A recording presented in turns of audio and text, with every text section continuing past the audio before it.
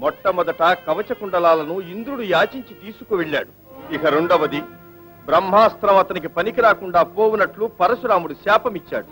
మూడవది కర్ణుని వల్ల పుత్రహీనుడైన ఒక ద్విజుడు సమయానికి రథం భూమిలో దిగబడినట్లు శాపమిచ్చి పగదీర్చుకున్నాడు. నాల్గవది నాగాస్త్రాన్ని నీ మీద రెండవ మారు విడవకూడదని నీ తల్లి కుంతివరము పొందినది. ఐదవది శల్యుడు రథం రణమధ్యంలో వదిలి వెళ్లిపోయినాడు. ఆరవది రథాన్ని క్రిందికి నొక్కి నాగాస్త్రం నిన్ను అంతము చెయ్యకుండా నేరాదుకున్నాను. కావున ఇంతమంది నిన్ను రక్షించి అతన్ని ఏనాడో చంపినాము. చివరకు సచ్చన పామునే నీవు చావగొట్టి నేను సంహరించాను అని ప్రగల్భాలు పలుకుతున్నావు. పాపం పెద్దన్నా అని పలవరిస్తున్నావు. ప్రాణం విడిచావా?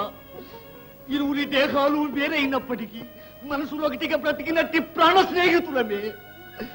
కానీ దానశీలుడు అని పేరు పొందిన నీవు పరలోకంలో ఉత్తమ గతిని పొంది ఉంటావు.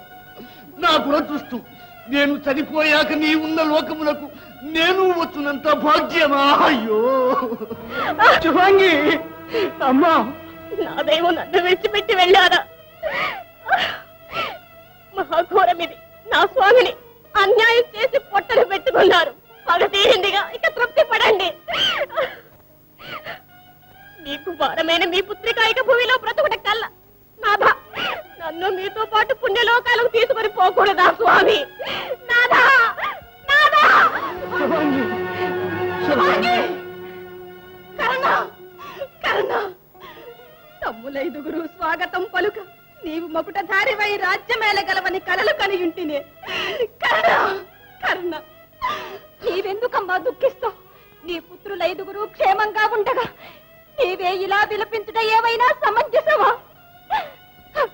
లోకంలో ఒక్కగానొక్క వీరపుత్రును కోల్పోయినట్టి అభాగ్యురాలను నా గతేమిటి? అందరూ మోసం చేసి నా పుత్రుని సంహరించాలి. మీకు హృదయం ఉందా? మోక్షం ఉందా? విమోచనం ఉందా? నీవు ఎవరమ్మా? ధర్మదేవతను. ధర్మం కొరకు ఒకే బిడ్డ అవతరించాడు. ఇతని జననం వల్ల ధర్మం వర్ధిల్లుతుందని నేనెంతో పొంగిపోయాను. కృష్ణ, కృష్ణ, అతనిని మట్టు పెట్టుటకు ఎన్నో కుతంత్రాలు పన్ని నీ వ్యూహం పూర్తి చేసుకున్నావు. దయాసాగరునికి ఇది న్యాయమా? కృష్ణ, నీకు ధర్మమా? ధర్మమాత, సర్వం తెలిసిన నీవు మానవుల వలె విలపించుట తగునా? నా లీలలు విధిని మార్చవశమా?